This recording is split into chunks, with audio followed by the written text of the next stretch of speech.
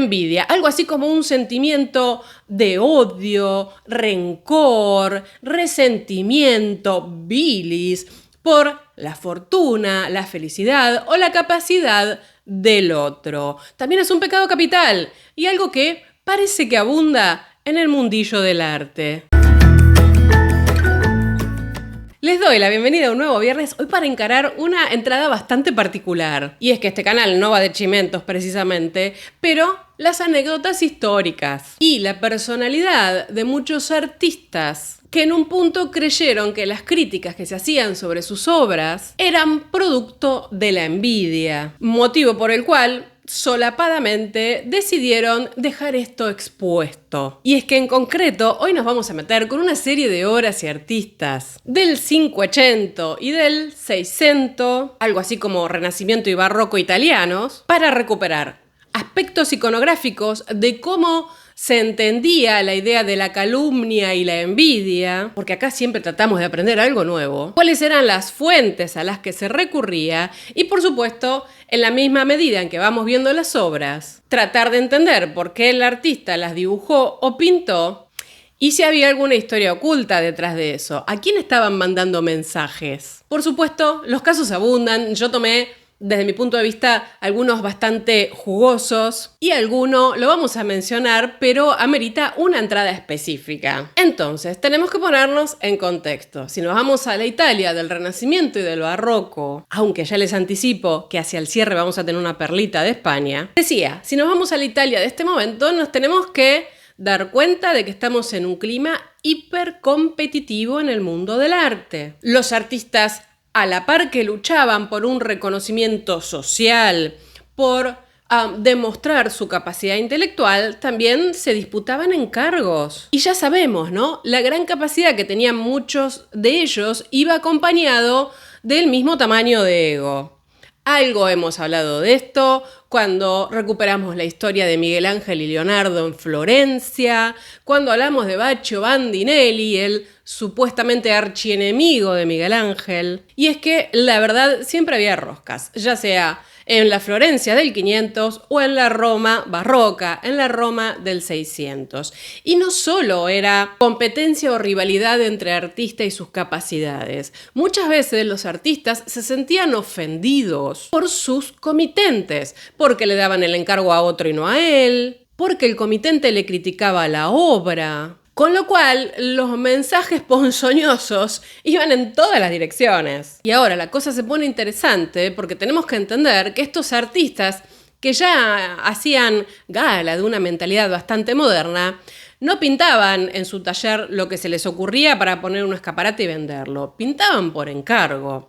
Entonces, ¿cuál era el momento preciso para incluir en una obra un mensaje solapado de queja, de resentimiento hacia los comitentes o hacia otros colegas? Vale decir, no podías ir y quejarte abiertamente como si nada, porque eso tenía que terminar, si no, en los tribunales. Y muchas veces lo que se buscaba era dejar cierto testimonio visual solapado. También lo vimos con Miguel Ángel y la Sixtina. Lo cierto es que estos artistas eran bastante inteligentes, con lo cual se las arreglaron para muñirse de una suerte de recursos iconográficos y dejar este mensaje para la posteridad. Así que hoy vamos a recorrer obras combativas contra sus comitentes y patronos, contra el resto del mundillo artístico, contra algunos escritores o críticos que hacían algún comentario que al artista no les gustaba, lo cual va a llevar una serie de anécdotas bastante interesantes. También tenemos que entender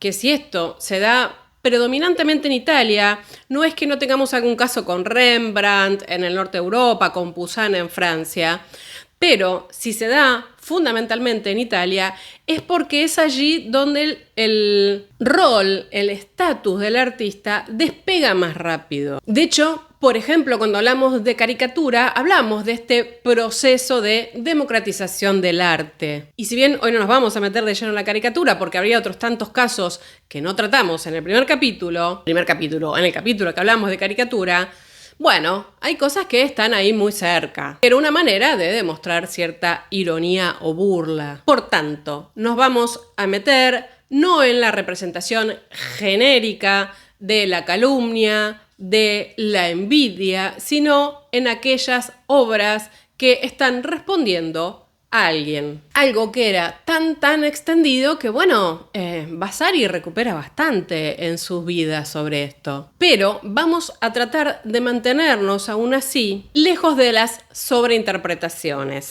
Me refiero a quizás el ejemplo más obvio. Artemisia Gentileschi se vengaba de Agostino Tassi cuando pintaba a Judith. Bueno, eso no tiene ningún tipo de fuente. Entonces no aplica lo que vamos a ver hoy. Empezamos con el 580, ahí con el siglo XVI.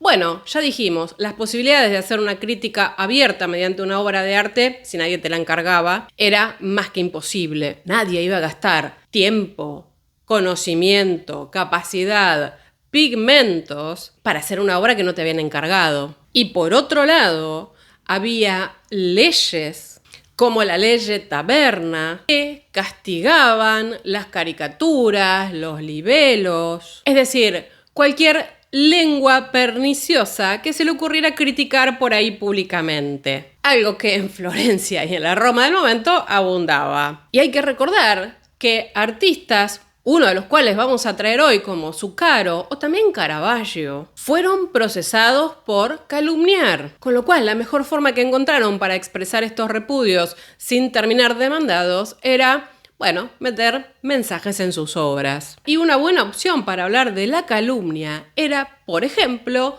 recuperar la historia de Apeles. La famosísima calumnia de Apeles. Apeles, ese pintor de la antigüedad. Uno de los primeros que recupera esto y con una obraza es Sandro Botticelli, ahí, a unos añitos de pasar al siglo XVI. Sabemos que Apeles era como el gran modelo para todos los artistas del Renacimiento.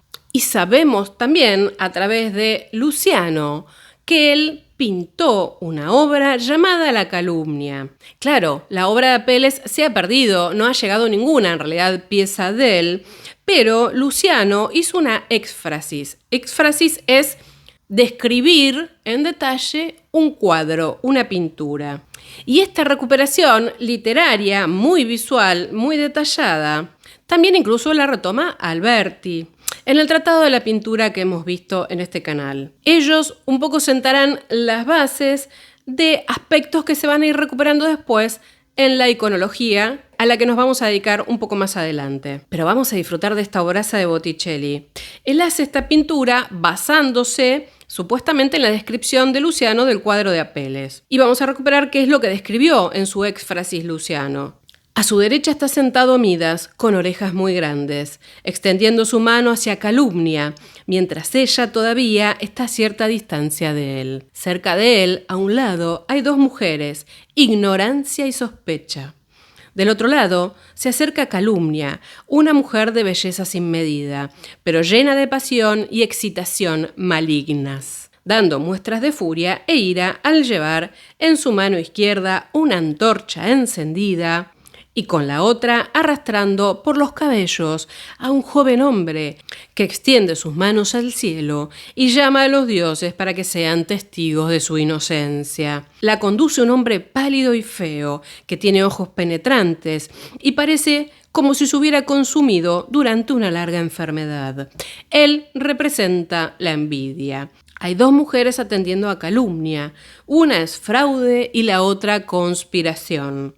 Lo sigue una mujer vestida de luto profundo, con ropas negras hechas jirones. Ella es el arrepentimiento. En cualquier caso, ella se vuelve con lágrimas en los ojos y lanza una mirada furtiva, llena de vergüenza, a la verdad que se acerca lentamente. Esto, decía Luciano, la verdad desnuda, ¿no? Por supuesto. Como vemos, Botticelli tomó mucho de esto y hizo una alegoría tan rica. Vemos que toda la escena se desarrolla en un interior arquitectónico, así a la antigua, con arcadas que presentan esculturas. Es decir, estamos en el mundo de la antigüedad. Todo eso acentúa, ¿no?, el tono dramático de lo que está pasando en esta escena. De hecho, en esos nichos, Botticelli igual hace una mezcla, ¿no? Aparece algo muy similar al David de Donatello, aparece San Pablo, San Jorge, Judith, y en los relieves tenemos a Apolo, a Dafne, a Hércules. Es decir, personajes cristianos que claramente no existían en la época de Apeles y greco-romanos. Detrás de la arquitectura vemos un mar medio verdoso, un cielo bastante plano y también recurre para esos relieves a la grisalla, ¿no? Es una luz muy igualada, algo típico de Botticelli, pero que aún así vemos la proyección de sombras y cómo le sirve eso para modelar los cuerpos, tanto de los personajes como de las esculturas. Se supone que esto fue un encargo de Fabio Segni, un consejero que también había escrito un epigrama que hoy se perdió, pero que sí lo recupera Vasari. Y se entiende que lo que se procuraba era algún tipo de mensaje solapado a los gobernantes de la tierra en términos generales. Ahora, tenemos que entender que esta obra fue un encargo posterior a la caída de los Medici durante la República. Se considera que es fruto de un momento en el que Savonarola de alguna manera había logrado, ¿no?, esta expulsión de los Medici y dominaba todo el aspecto religioso y de gobierno de Florencia. Savonarola, alguien a quien Botticelli adhirió, ¿no? Ahora, hay algunas hipótesis que entienden que probablemente Botticelli lo hizo por encargo de Segni, que quizás se lo regaló o que en realidad fue un objeto de regalo para Piero de Medici, porque todavía hay muchas dudas de la identidad del calumniado. También algunos entienden que hay un aspecto autorreferencial de Botticelli para con sus contemporáneos. Y otros dirán, no, en realidad es una forma de defender a Savonarola frente a las calumnias del Papa. Lo que sí nos tiene que quedar en claro, más allá de todas las hipótesis, es que una obra así no se pinta por nada. Algún mensaje estaba mandando. Y ahora, ¿por qué la calumnia de Apeles? Se entiende que Apeles pintó una obra llamada La Calumnia porque un rival de él había sembrado cierta idea de que Apeles estaba ayudando a Teodoro de Etolia a promover una revuelta en la ciudad de Tiro. Cuando Ptolomeo IV Filopator estaba a punto de ejecutar a Apeles por esta calumnia, un amigo de él termina revelando la verdad y quien lo había calumniado fue vendido como esclavo. Se supone que Apeles, de alguna manera en su pieza, recupera ese resentimiento hacia Ptolomeo IV por haber creído todo esto. Pero bueno, lo cierto es que otros historiadores dicen que esta historia no existió porque la verdad es que Apeles había muerto casi un siglo antes de este episodio. Y ahora, rapidito nomás, ¿qué otro artista del momento sintió que tenía que reflejar esta calumnia de Apeles? Andrea Mantegna. En este caso estamos con un dibujo, con una aguada en pluma y tinta marrón maravilloso, ¿no? Como para ver en detalle el modelado del claroscuro, los personajes. Ven ustedes que un poco remite la misma éfrasis. Y la verdad es que no sabemos si esto llegó a ser obra, pero sí se conserva este dibujo que está hoy por hoy en el British Museum. Algo lindo también es que tiene inscripciones autógrafas del propio Mantegna, identificando, por ejemplo, a la envidia, ¿no? Las distintas personificaciones. Vemos algo similar, ¿no? A la izquierda está el juez sentado con corona y orejas grandes. Y a la derecha, un grupo de mujeres, entre ellas una que arrastra a un jovencito, a un niño por el pelo. El dibujo se corre en algún punto de lo que cuenta Luciano, porque en particular representa a la inocencia, la cual es arrastrada por el cabello, y a la envidia, que es la figura que lidera a la calumnia. Es decir, las representa como mujeres. Incluso, bueno, Alberti dice que el rey estaba sentado a la derecha y acá él lo representa a la izquierda. Pero bueno, también es cierto que es como que hay una cierta inversión de la composición. Ahí es muy atractivo porque, bueno, no se lee de la misma manera. Y lo interesante es que luego de esto se le agregó en una hoja separada toda una descripción, que acá también tenemos la foto, que la hizo John Barnard, donde cuenta un poco qué es lo que se ve.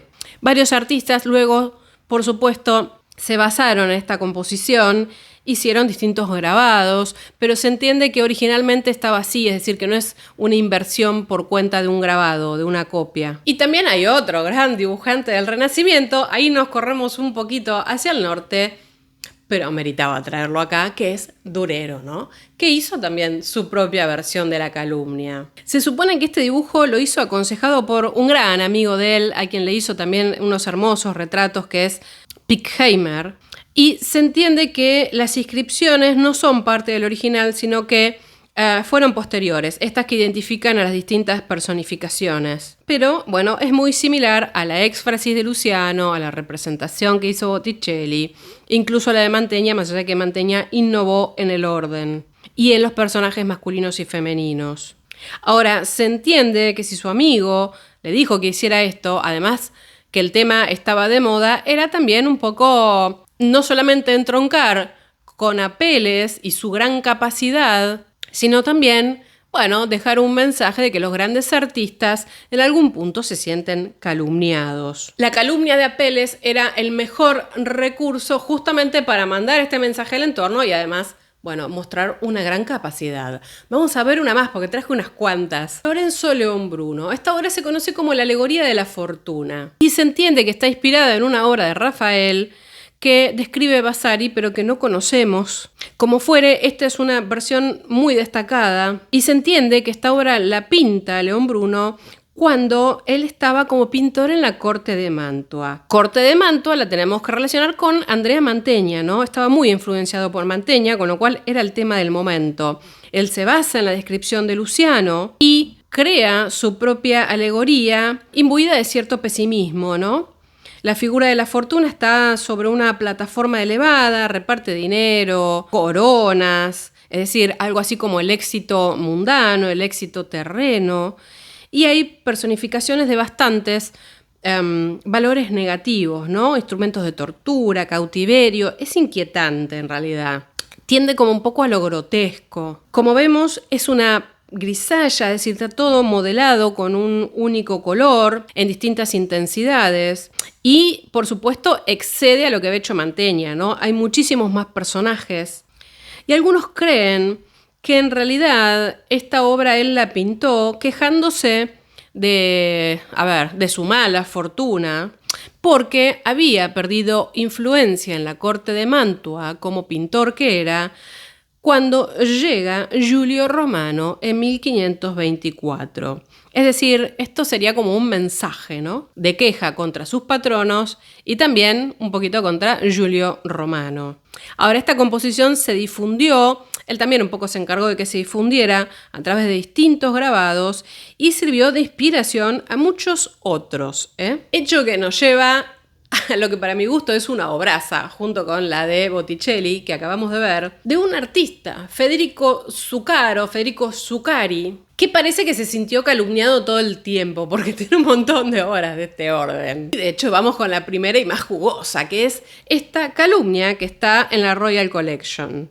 Esta es una de las dos versiones que sobrevivieron de esta composición. La otra es una gouache que está en una colección en Roma, en la colección Caetani. A ver, mientras vamos mirando les cuento la historia. A la muerte de su hermano Taddeo, en 1566, Federico se hizo cargo de la decoración de la Villa Farnese para el cardenal Alejandro Farnese. Las cartas entre el cardenal y el artista de 1569 registran desacuerdos por problemas de pago y parece que fue tan grande la rosca que ese mismo año, un poco más tarde, se lo contrata a Jacopo Bertoia para reemplazar a Federico Zuccaro. Se supone que Zuccaro hace esta pintura como respuesta a esta situación, dando cuenta o reaccionando a los desaires personales que él siente que sufrió y además, por supuesto, para promover su idea de lo que debería ser una buena pintura.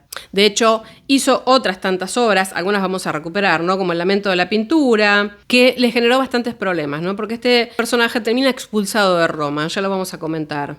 A ver, lo que hace Zuccaro es un poco lo que hacen todos, ¿no? Echa mano de la mitología y la adapta a su uso personal. Se supone que la fuente más específica es la calumnia de Luciano en relación a esta pintura de Apeles que ya mencionamos. Es decir, ustedes ya podrían estar identificando ciertos personajes. A la izquierda, el rey Midas, famoso por su mal juicio, de ahí, ¿no? Las orejas de asno. Le están llenando la cabeza contra un inocente héroe, siendo conducido hacia la derecha por las figuras de la sospecha y la calumnia. Esta última con la antorcha en la mano izquierda. La envidia detrás, en las sombras, acecha, con el pecho así demacrado, pálido y serpientes en el pelo. Minerva, que es la diosa de la sabiduría, impide que el rey libere a Rage con los ojos vendados y esposados. Y los animales representan los vicios que prosperan bajo el mal gobierno, ¿no? Un zorro, la crueldad; un lobo, la malicia; un sapo, la avaricia; una arpía, la codicia; y un leopardo, la fraudulencia. El marco es como una suerte de cornucopia emblemática, en las esquinas tiene los símbolos de Minerva. Es bien compleja esta alegoría, ¿eh? Y los adornos con las cabezas de Medusa. Vean ustedes que a cada lado aparecen unos cartuchos con el símbolo del pan de azúcar, zucchero, ¿no? Está aludiendo a él, al propio Federico. Y hay más, ¿no? Porque en el sentido contrario, las agujas del reloj, si empezamos por el lado izquierdo, se muestra en un cartucho a Eneas sosteniendo la rama dorada que lleva en su viaje al Hades, al infierno, y que para Ottaviano simbolizaba el deseo de virtud. En el borde inferior del marco, el cartel muestra a Eneas impedido por los animales de subir a una colina coronada por un templo de la virtud, descrito también por Ottaviano como un lobo, ignorancia, asno, lascivia, jabalí, lujuria, aunque en este caso lo que representó fue un asno, una cabra y una oveja. El barco es sacudido por la tormenta, lo cual estaría simbolizando la dificultad, la lucha, ¿no?, por una vida virtuosa. Y dos jóvenes se sientan a cada lado de este cartucho. Uno abraza un buey, que representa el trabajo noble, y el de la derecha rompe un yugo, ¿no?, es decir, da de baja la servidumbre. En el lado derecho del marco se muestra a Hércules, coronado de laureles, sosteniendo una palma de la victoria y un escudo de Minerva, con la cabeza de Gorgona de nuevo, ¿no?, mientras aplasta a dos monstruos. Debajo hay unos amorcillos con trompetas que indican la fama y la gloria que deben acompañar a la virtud. Aunque también les tengo que contar que otra interpretación dice que estas dos trompetas pueden representar la buena y la mala fama, una y otra, ¿no?, como las dos campanas. En el borde superior del marco tenemos un cartucho que muestra a Juno, que está sobre un carro tirado por los pavos reales, sobre un mar en calma, sin viento, en donde se supone que se cuenta que anidaban los martines pescadores, ¿no? Esta escena estaría simbolizando la paz alcanzada por los virtuosos. Por lo que vemos, problema de autoestima Zucchero no tenía, ¿no? A la izquierda del cartucho, Hércules con una maza y la piel de la hidra. A la derecha, un hombre joven abraza un águila y un león, que representan pensamientos elevados y nobles.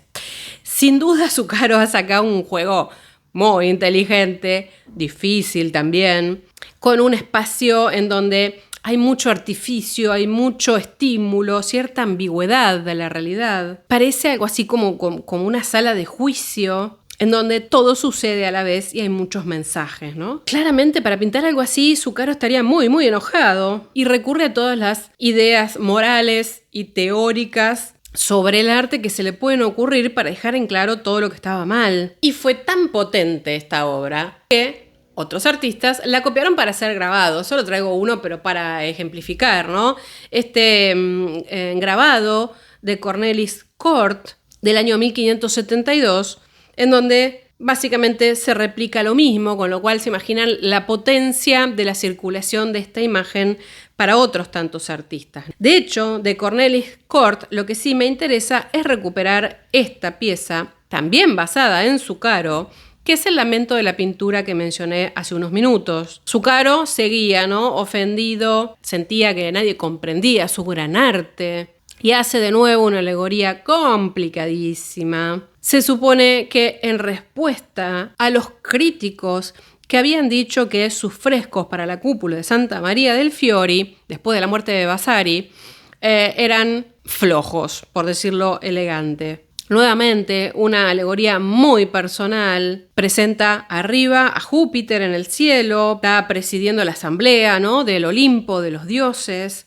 Ante él las tres gracias y Cupido encabezan la personificación llorosa de la pintura y las 9 musas. Minerva llama la atención de Júpiter sobre un cuadro que explica la naturaleza de la queja de la pintura. Es la pintura la que se está quejando acá, ¿no? La que está sufriendo. La pintura es asaltada por la calumnia, queda a merced de la fortuna. Las virtudes que inspiran al verdadero artista están en peligro y la protección de Júpiter a las artes está amenazada, de acuerdo a lo que uno ve acá, ¿no? Zucaro está abajo a la izquierda, trabajando en su estudio. Este artista, como vemos, se mantiene de manera estoica, ¿no? No le tiene miedo a esos perros que lo atacan por detrás y se inspira en una mujer radiante que representa la sabiduría, que señala a los dioses y triunfa sobre la envidia. La envidia está derrotada, ¿no? Ahí, en la tierra. Esta alegoría se termina explicando en un poema que se la suele acompañar en la impresión, pero que no aparece en la copia que tiene este museo. Claramente, Zucaro se presenta prácticamente como un héroe frente a todos los que lo criticaban, porque atacarlo a él era atacar a la pintura directamente. Claro, acá no estamos evaluando si la crítica era adecuada o no, pero como dijimos al inicio, los egos de algunos artistas, ¿no? Otra de Zucaro que se despachó contra todo el mundo, Porta Virtutis. Este es un óleo que, comparado a todo lo que vimos de Zucaro, no es tan complejo, aunque tiene lo suyo. De hecho, esta obra se puede encontrar así o subtitulada como Minerva triunfante sobre la ignorancia y la calumnia. Hubo dibujos preparatorios, con lo cual también se la conoce a través de esto, y Zucaro se encargó de darla a conocer. ¿Por qué? Porque supuestamente una composición de él había sido muy mal evaluada o acogida en 1580, una composición para una iglesia en Bolonia, para la Madonna del Baracano, que le había encargado el Papa Paolo Giselli. ¿Qué pasa? Giselli le encarga a Zucaro esta pieza, que en ese momento era uno de los pintores más destacados en Roma, hay que decirlo, y se supone que tenía que representar una procesión y la visión de San Gregorio Magno. El cuadro es enviado por Zucaro, es rechazado entre febrero y marzo de 1581, es decir, estuvo un tiempo ahí, con lo cual no se sabe si el rechazo fue porque al propio Giselli no le gustó o realmente a la gente no le gustó que iba a la iglesia y decidió entonces meses después devolvérselo. Zucaro ahí le escribe y trata de rehacer el cuadro en función de este rechazo, pero la verdad es que no le aceptan esto y le encargan la obra a un artista boloñés, Cesare Aretuzzi. Ya se imaginan cómo lo tomó esto Zucaro, ¿no? ¿Qué hizo? En la siguiente fiesta de San Lucas, patrón de los pintores, ¿no? Guilda de San Lucas, el 18 de octubre de ese año, pega una caricatura satírica dibujada por él mismo y coloreada por el asistente de su taller, que era Pasignano. El tema, Porta Virtutis.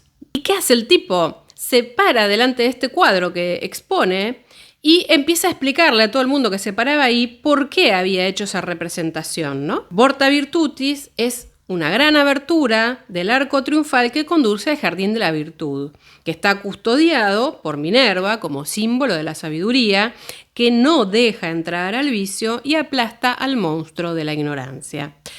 El arco está decorado con estatuas alegóricas de la fama, del amor, del estudio, la inteligencia, el trabajo, la diligencia, es decir, todo lo que está bien. Y en el jardín, ese amurallado, están las gracias, el espíritu, 4 figuras que levantan un cuadro blanco con una inscripción más que elocuente, ¿no? Tábola Zuccari, invención, diseño, color y decoración. En el primer plano, ¿qué vemos? Delante de la puerta, figuras monstruosas, la adulación, la persuasión, una tabla con la escritura calumnia, un hombre desnudo con orejas de burro, que tiene las herramientas del arte y tiene los tratados del arte. Hay un zorro, un jabalí, símbolo de la ignorancia. La envidia le toca el bolsillo envuelto en serpientes, mientras a la derecha se encuentra 3 sátiros, ¿no? En el centro, el ministro de la envidia, atravesado con la piel multicolor debido al envenenamiento. Y tenemos al censor y al hombre de la distracción, es decir, la maledicencia, la distracción. De alguna manera, el significado estaría dado porque el artista virtuoso debería ser juzgado por aquellos verdaderos expertos en artes y no por un falso experto o una corte de aduladores. Ahora, si bien Zucaro quería decir que esto era como una suerte de abstracción, la verdad es que en el momento se identificó a este personaje con orejas de burro con un retrato casi obvio de Paolo Ghiselli y de los concejales que habían criticado, lo habían calumniado, con un grupo de pintores boloñeses. Fue tal la refriega que se armó, que es como que los artistas se dividieron en grupos y se pelearon a morir. Y por supuesto, Ghiselli logra confiscar la caricatura y Zucaro es expulsado por el Papa, ¿no? Tuvo que ir a Florencia, después fue a Venecia, y bueno, en algún momento lo perdonan y puede volver a Roma. A ver, partimos de la calumnia de Apeles. Ahora, ¿cómo podemos entender cuáles son los recursos iconográficos, los atributos de la calumnia, de la envidia, que parten de esta idea inicial de esta supuesta pintura de Apeles relatada por Luciano, a la que los artistas le van poniendo sus condimentos y que terminan constituyendo una suerte de corpus? Así, repasando esto, podemos ir a ver qué pasó en el siglo siguiente. Artistas que habían representado la envidia como tema, un montón. Era algo, como dije, muy habitual. Entre los antecedentes, por ejemplo, tenemos a Giotto, que en la Capella Scrovegni pinta una calumnia, ¿no? Esta anciana de la que sale una serpiente. La verdad es que, además de Apeles y su aporte en la Grecia antigua, también tenemos literatura de Plinio, de Ovidio, de Virgilio, incluso en la Edad Media. Es un tema que se toma constantemente en los libros de Hora, por caso. Pero lo más cercano que tenemos al Renacimiento es esta pieza de Giotto, en grisalla, que es una maravilla, la búsqueda de la dimensionalidad, ¿no? Siempre Giotto con esos cuerpos tan presentes, y toma o instaura esta idea de la serpiente en relación a la envidia, ya sea que sale por la boca o que se enrosca en algún lado. Luego, entre las fuentes del momento, tenemos los emblemas de Alciato. Alciato, para 1549, publica su libro de emblemas, una gran fuente de inspiración para muchísimos artistas desde entonces, en donde, bueno, trata de definir qué es esto de la envidia. Y la emblemata esta circuló en todos los idiomas. Yo les traigo una traducción al castellano. Y dice algo así: por declarar la envidia y sus enojos, pintaron una vieja que comía víboras y con mal continuo de ojos. Su propio corazón muerde a porfía. Y él pone, ¿no?, esta imagen de esta vieja anciana con las víboras que camina con un bastón, y depende de la versión, puede tener algún otro atributo. Y luego, ese gran compilador de todas las imágenes y referencias posibles para el mundo del arte fue Cesare Ripa.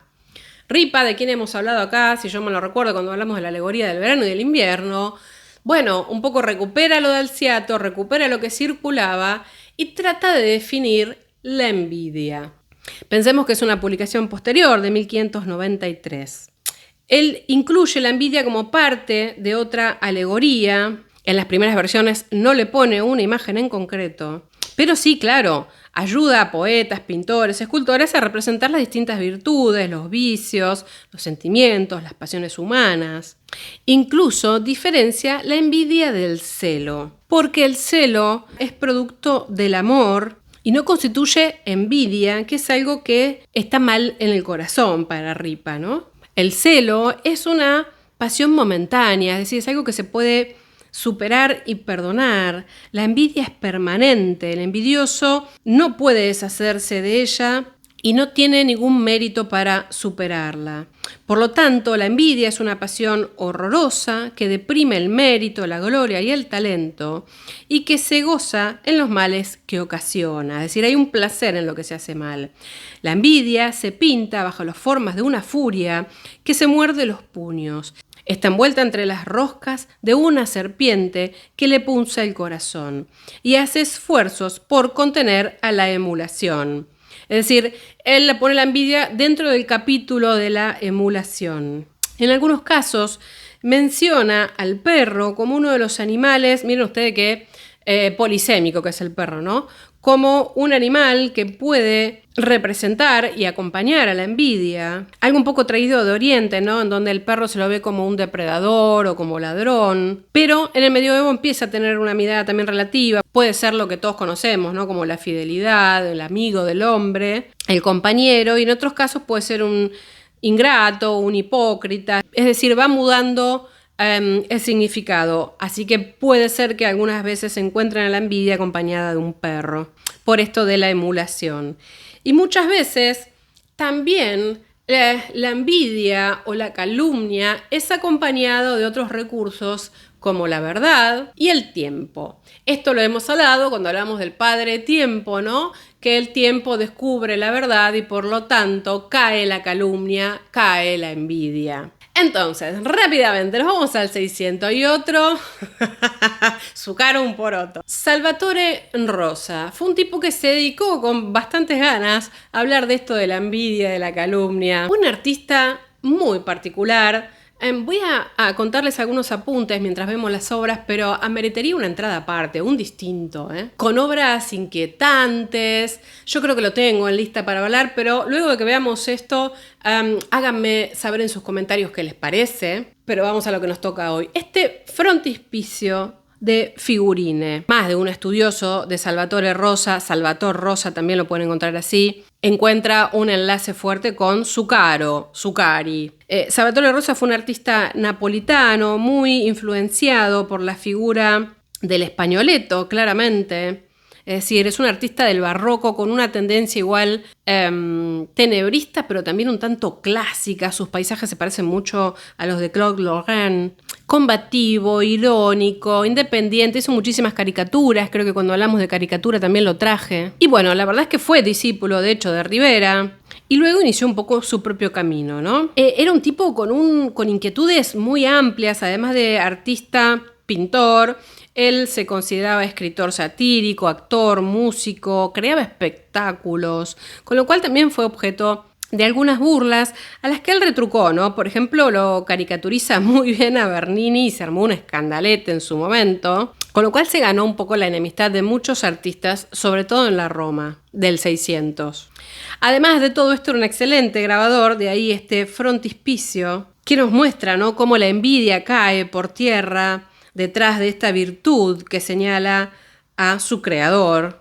Y de hecho, me paso directamente a esta justamente obra hecha de él que se llama El genio di Salvatore Rosa, que como vemos le encantaba provocar, y es todo un manifiesto artístico, ¿no? Ahí proclama él su originalidad, su capacidad de creación, a la vez que estaba defendiendo en ese momento a Dominichino, que era acusado de plagio, según él injustamente. Y hay un montón aquí de significados alegóricos, filosóficos, el genio del artista, desnudo, con una corona de laurel, está rodeado de personificaciones de las artes y valores que lo inspiran, ¿no? La libertad, la sinceridad, a la que entrega su corazón, la pintura, que es una cita clarísima de la transfiguración de Rafael, ¿no? La figura femenina que está arrodillada. Se conserva a día de hoy la matriz y de hecho también tenemos este boceto que hizo directamente a mano alzada, que es una maravilla, con una complejidad de paisaje, con una mirada muy, muy especial y un poco recurre, ¿no?, a dejar en claro que él confiaba en la pintura, en la poesía y no se iba a dejar amedrentar ni denigrar por los envidiosos que lo difamaban, sobre todo como poeta, ¿no? Le criticaban mucho sus obras, sus métricas de poesía. Y siguió, ¿no?, sin ningún tipo de tapujos, porque en un momento él hace esta obra, que es maravillosa, La envidia. Miren ustedes el color, ¿no? Está en una colección particular, lamentablemente no se consigue una imagen en muy buena resolución, pero es una personificación absolutamente malévola.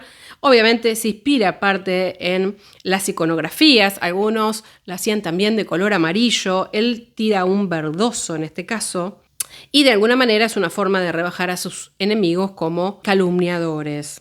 Ahora, ¿qué pasa? Se le fue un poquito de la mano a Salvador Rosa porque este personaje que está aquí es aparentemente identificable.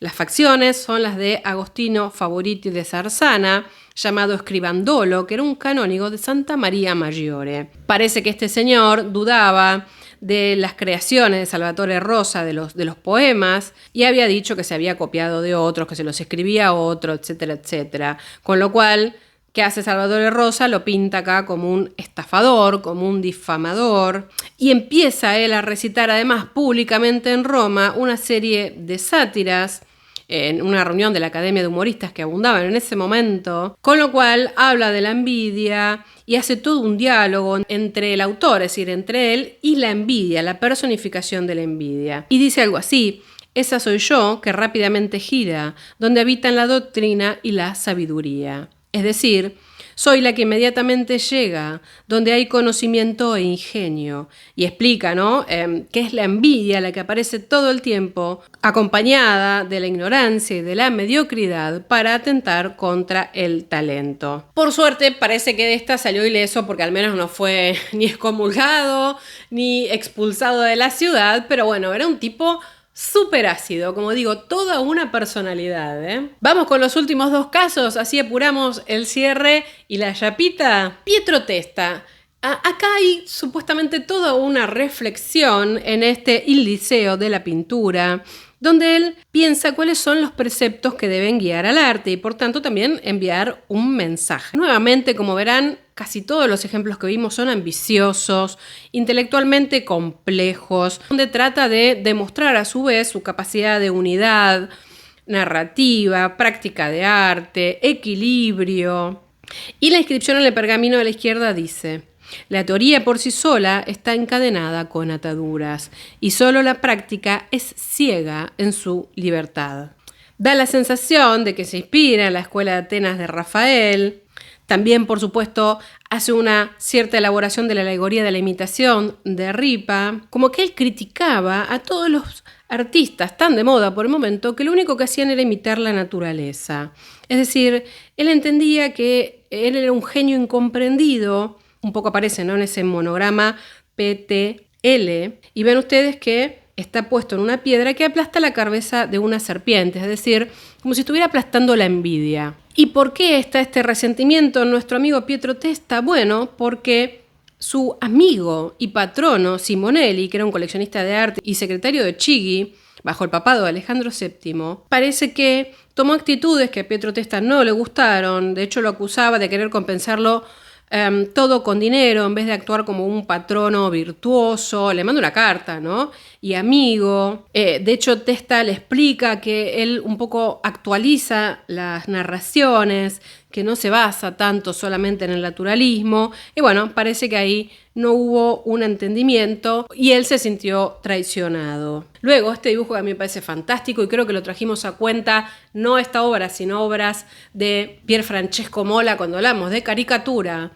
La verdad, hija del tiempo. Como yo decía, a veces aparecen estos recursos que de alguna manera tentan contra la calumnia y contra la envidia cuando la verdad y el tiempo develan lo que estaba mal. Nuevamente, en este caso, Mola se siente despreciado por un personaje que ya mencionamos, el cardenal Chigi, cuando este lo sustituye por un artista romano que era Gianangelo Canini. ¿Qué pasa? Mola había viajado a Francia, invitado en 1664 a la corte de Luis XIV, y se entera que lo habían reemplazado y bueno, expresa en este dibujo la ira, la bronca que le dio esa situación, ¿no? En el dibujo, el artista, desesperado, tira al suelo el pincel y el caballete y huye de las figuras fantasmagóricas que vienen a ser la ira y la envidia. De alguna manera un poco satírico, un poco alegórico, pero habla de la fortuna del artista y de lo que pasa cuando es traicionado. Él trata de demostrar que el tiempo descubre la verdad, es decir, que hay ciertos malos entendidos generados a propósito y hay mucha calumnia y que por eso él se ve perjudicado y pierde su lugar. Vamos al cierre. Como dije, acá una perlita. Mencionamos todos casos prácticamente, excepto Durero, pero por una cuestión de ejercicio, que se dieron en Italia, donde, bueno, había mucha ebullición, ¿no?, en el ambiente artístico de estos dos siglos que tomamos por caso y por ejemplo. ¿Qué pasa? Si uno piensa en España, ya sea del 1500 o del 1600, el mundo del arte estaba todavía luchando, ¿no?, por dejar de ser considerado como una práctica artesanal, es decir, como una práctica no intelectual. Los artistas eran vistos, honestamente, no como en el caso de la literatura, donde habían intervenciones que eran tenidas en cuenta, sino que apenas recién se estaban tratando de despegar. Pensemos en Velázquez, ¿no? Toda una carrera cortesana y todo el tiempo a través de sus obras disputando la idea de la intelectualidad, del arte liberal de la pintura. Y aún así, medio que casi no lo logró. Entonces, este mundo tan reducido, donde el artista apenas si tenía entidad, me refiero al pintor y al escultor, no daba para que haya muchas rivalidades, aunque las hubo, de Velázquez con Carducci y otros tantos que podríamos recuperar en otro momento. Lo cierto es que a este mundo hispánico, antes de Velázquez, fines del siglo XVI, llega alguien que había pasado por Italia, un tal Domenicos Theotocópuli, conocido como el Greco. Y sabemos que el Greco había tenido refriegas con medio mundo, ¿no? Había criticado a Miguel Ángel, motivo por el cual casi que le dan el pique en Roma. Se sentía un incomprendido, él sentía que traía la vanguardia del arte a España y bueno, lo rechaza Felipe II. Se termina instalando en Toledo porque no consigue trabajo en el Escorial. Cuando hablamos, de hecho, del Greco en alguna de sus obras, recuperamos los juicios que ha tenido con sus comitentes porque no se sentía bien pago y en una obra muy puntual pone un mensaje. Esta es la maravilla de ir entendiendo ciertos recursos iconográficos. Por ejemplo, en este Martirio de San Mauricio y la Legión Tebana, noten ustedes la firma. Aparece una serpiente, símbolo de la envidia, sosteniendo el cartelino. De manera muy discreta y elegante, deja acá en evidencia que él sentía que era víctima de la envidia, de la calumnia, y esa serpiente muerde el papel que contiene su firma. Algo que sabemos por todas las disputas que tuvo el Greco, que bueno, había, ¿no?, muchas intrigas en la corte de la época, un clima que ya se insinuaba de competencia y la rivalidad que el Greco, bueno, tuvo en casi todos los lugares por donde pasó, ¿no? Entonces, hasta aquí la entrada del día de hoy, espero la hayan disfrutado. Por supuesto, uno podría hacer un recorrido iconográfico de la envidia y de la calumnia en términos generales, pero anclar estas imágenes con ciertas historias reales, al menos para los propios artistas, o sentidas de esa manera, parecía un poquito más interesante. Háganme saber en sus comentarios qué le pareció este recorrido, si algo le generó más o menos curiosidad. Y por supuesto les pido que me acompañen con un like, no olviden de suscribirse al canal, no olviden de compartirlo con aquellos que crean que les puede resultar de interés. Tienen mis contactos de redes, la página web, toda la información en la caja de descripción y nos vemos el próximo viernes. ¡Adiós!